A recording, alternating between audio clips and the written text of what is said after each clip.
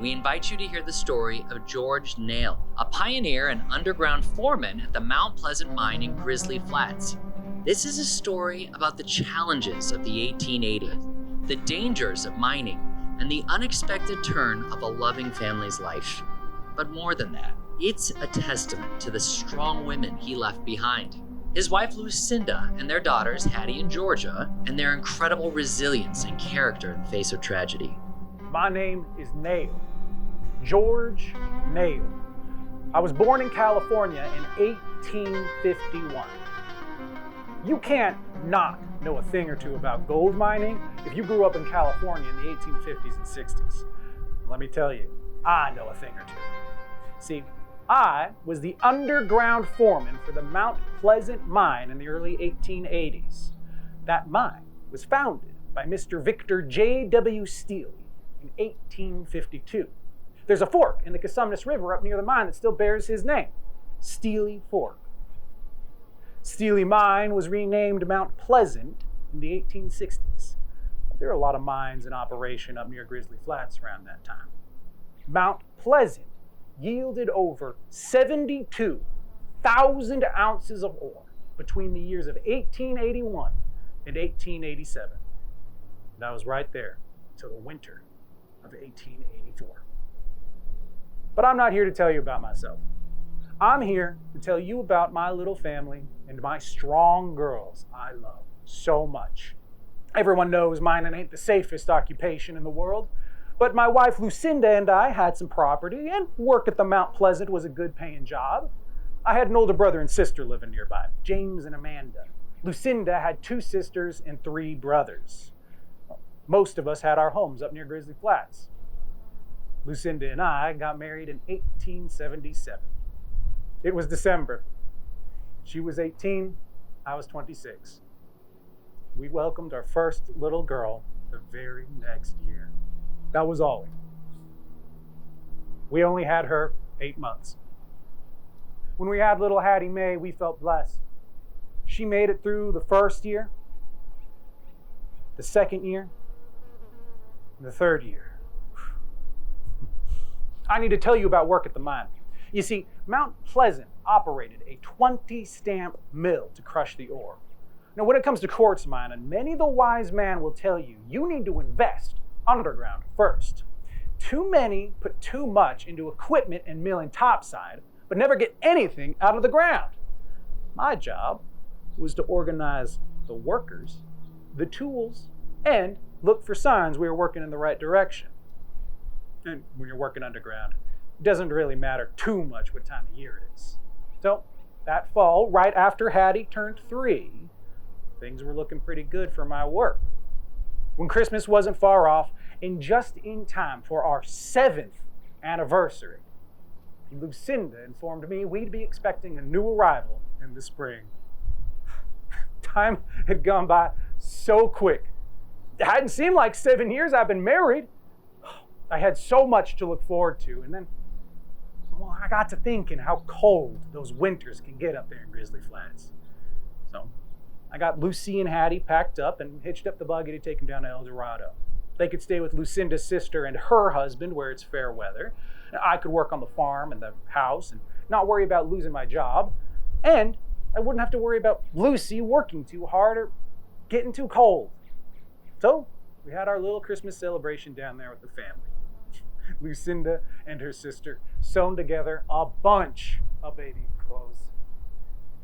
I wanted the best for my wife, my little girl, and my unborn baby.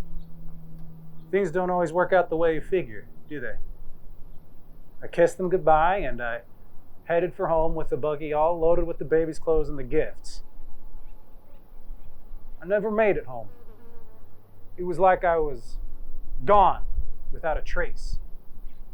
Except everyone knew I would have had to have crossed the Cosumnes River at a crossing called Buck's Bar. See, the problem was we had heavy storms and lots of rainfall after I had crossed with the family. Getting back was different. You guessed it, the water was high and broiling. I thought for sure my 2 strong horses could get me across, but I lost everything. My brother James was the first person to come looking for me. He knew the worst had happened when he saw babies' clothes and pieces of luggage strewn downstream from the crossing. They even found bits of the buggy top way down in Nashville. I guess I'm lucky they eventually found my body. There's some closure to that. Yeah. So I wasn't there when my third little girl was born. Now, if you take a picture of me and my crew at the mine, and if you compare it to our little girl all grown up, I think she's got my nose and my brow. Lucinda must have thought so right from the start because she named our baby girl Georgia. I'm proud of all my girls. I never meant to leave them or cause them any hardship. I'd have to say I fell in love with the right gal, though. Lucinda was a very resourceful woman. She not only did what she had to do, but she patched that hole left by my absence, and she didn't give up on our home and our dreams. She raised our two girls out there in Grizzly Flats, and she made a living as a seamstress. Oh, she had a talent with a needle and thread. Now, there's some mighty fancy types of dresses that were all the fashion in those days. Wasp waists, leg and mutton sleeves, petticoats and jackets. Most women knew how to sew, but my Lucinda could put together a complicated pattern and fit it perfect. She would sew a quilt, but add details and flourishes that would make it an heirloom. Our little Hattie grew up, got married, and lived nearby. Georgia grew up, some say, tough as nails. I'd say, of course she did. She's a nail. But what warms my heart more is that she was known for her kindnesses. Georgia married Stephen Leoni, son of a Swiss dairy cattle rancher who operated out of Mountain Meadows, which is today now known as Leoni Meadows. Georgia and Stephen got married in 1908. And Georgia took to the ranching life with zest and vigor. Yes, sir, my girl was growing gardens, making cheeses, hunting and fishing. One time, they had a contest with a ranching neighbor to see who could grow the biggest cabbage. Georgia and Stephen produced a 60-pound cabbage. Won that bet hands down. They sold produce and dairy to the Caldor lumber camps. They also sold quality dairy products and sold them as far out as San Francisco. One time, Georgia had a young lady helping her with baking and cooking at the ranch. Well, they had to build a separate cooking kitchen away from the ranch house in the summertime. It still got so hot that her helper kept fainting. Georgia ordered a fainting couch and installed it.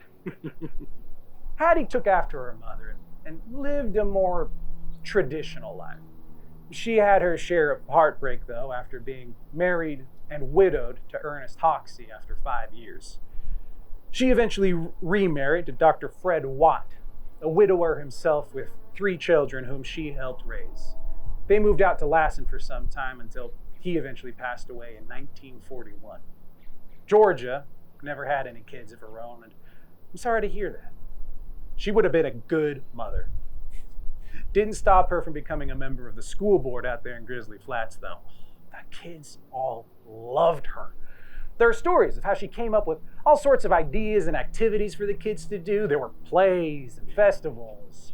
One time, they were having a winter festival, and all the kids and parents were saying how fun it would be to have some ice cream. So they asked around to see if anyone had an ice cream maker. Georgia piped up, said she had one back at the ranch. It was one of those snowy winters, so no one figured on walking through all the ice and snow to get it. Georgia strapped on her skis and took off cross country. She made it to her ranch, picked up her ice cream maker, and returned. That is a 20-mile round trip. See what I'm saying? Tough as nails, but kind and generous too. Georgia took after ranching, and there's a lot of forestry involved in that too. Clearing around her house at the ranch and her mother's house in Grizzly Flats saved those structures more than a couple times from burning in wildfires. The ranch house at Leoni Meadows is blessed to still be standing to this day. She'd be happy to know that. The Caldor Lumber Company was in operation around that way for near 50 years. But there is one story about a worker who came by and asked if he could harvest some timber around the ranch. Georgia reluctantly agreed, but made sure there were boundaries in place so the work wouldn't harm the meadow. Well, soon enough, she saw that they had overstepped what they had agreed to, so she went out there and reminded them of the agreement. Whereupon she was pretty much ignored. And you don't do that to my Georgia. Well, recall I mentioned she went hunting? Yes, sir, she knows her way around a shotgun. So, she went out there and escorted the workers and their equipment off property at gunpoint. They listened right smart at that. Lucinda did remarry after the girls were all grown up. John Smith was a rancher and a neighbor. He was a good man.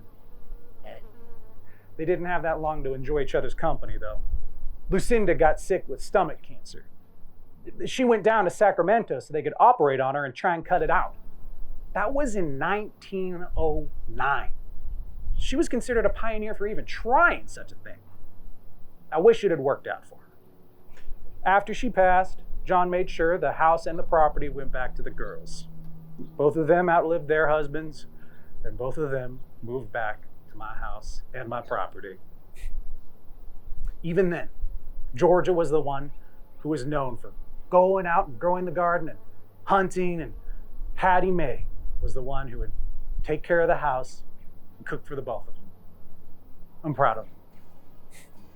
I couldn't be happier with how they each dealt with life's tragedies and pleasures, but I'm most happy with how they were remembered by their communities around them.